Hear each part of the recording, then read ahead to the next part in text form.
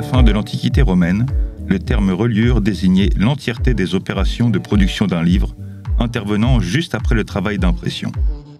Le Moyen-Âge voit la multiplication d'ouvrages religieux nécessitant des savoirs et techniques spécifiques, dorure, enluminure et reliure. En 1450, l'invention de l'imprimerie par Gutenberg marquera le réel développement du livre. Au XVIe siècle, c'est la reconnaissance nationale. En 1539, la fonction prestigieuse de relieur du roi est créée. François Ier crée le premier collège de France et la première imprimerie royale, ainsi qu'une académie formant aux travaux d'impression et de reliure. Nous sommes reçus par Madame Anne-Gaëlle Escudier, relieuse et restauratrice de livres à Trigance. Mon parcours dans la reliure, c'est d'abord des études à l'école des Beaux-Arts de Aix-en-Provence. Et puis à la suite de ce parcours études, j'ai décidé d'apprendre la reliure. J'ai d'abord appris chez Monsieur Gaillol à Draguignan. Et puis ensuite, je suis allée me former dans différents cours en Italie, en Suisse. Et je continue dès que je peux, dès que ça m'intéresse, d'aller suivre des cours spéciaux, on va dire, sur des techniques que je ne connais pas encore. Alors il y avait forcément un attrait pour l'objet du livre depuis petite, on va dire, puisque j'ai toujours aimé lire.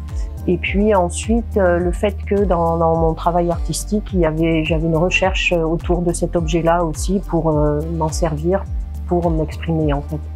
Donc j'ai décidé de le prendre dès le départ et de savoir comment il se fabriquait pour pouvoir ensuite utiliser ces techniques dans mes recherches personnelles. En reliure typique, je vais avoir des clients particuliers qui me font restaurer ou réparer ou relier des livres. Des fois aussi, ils vont me faire faire des étuis, des boîtes, des chemises sur mesure pour y ranger des collections d'images, de gravures, de lithographie. Et puis, j'ai une autre clientèle qui est plus administrative et qui est constituée de mairies, de conseils d'administration, d'organismes particuliers qui font relier leurs délibérations, leurs arrêtés, l'état civil. Et ça, c'est plutôt des livres neufs, contemporains, on va dire. Des choses assez simples, mais qui doivent quand même durer dans le temps. Donc, il faut en prendre soin et le faire dans les règles de l'art. Alors, au niveau technique, j'aime à peu près tout, on va dire, mais j'affectionne plus particulièrement la restauration des papiers.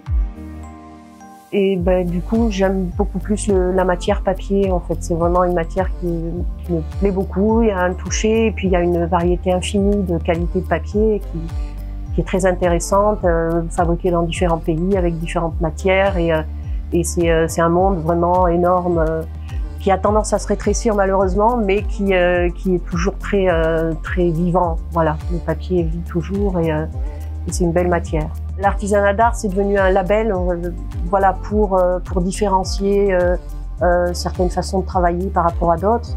Alors, on va dire que certaines entreprises font du semi-artisanat ou du semi-industriel, et peut-être on va différencier ça de quelqu'un qui travaille à la main. Et c'est là que devient le geste, en fait, c'est le geste manuel qui est mis en valeur, peut-être dans le mot artisanat d'art. Mais je ne fais pas des œuvres d'art, c'est ça que je veux dire. J'ai quand même j'ai relié certains livres d'une façon décorative, assez poussée, mais c'est de l'artisanat d'art, on va dire. Même si je travaille avec des artistes, j'ai aussi un travail artistique qui n'est pas dans l'atelier, mais qui est complètement différent. Et donc, c'est un art, mais voilà, alors à ce moment-là, comme la cuisine ou la céramique ou même la boulangerie.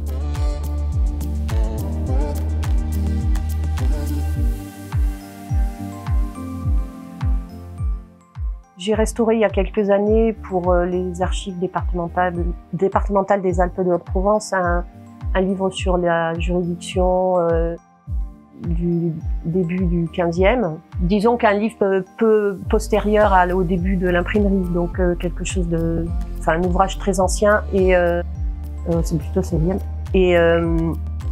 Et donc ce livre-là était très intéressant parce qu'il a à une époque servi d'herbier. Donc quand je l'ai récupéré, il était extrêmement sale et dans un très mauvais état. Et il y avait tout un tas de papiers dedans avec des noms de plantes, des restes de plantes aussi, des poussières, des bouts de plein de choses. Et en plus une dédicace manuscrite en début de livre dans un espèce de jargon franco-latin. C'était assez intéressant d'essayer de déchiffrer ça. Et puis les découvertes aussi avec des mentions marginales, manuscrites, recoupées. Donc j'ai pu, en le démontant, faire toute l'histoire du livre et savoir qu'il avait déjà été relié une fois, puis relié une deuxième fois, recoupé. Voilà, il y a eu tout un... Enfin voilà, c'était un objet, mais en même temps, il y avait tout un tas de renseignements dedans.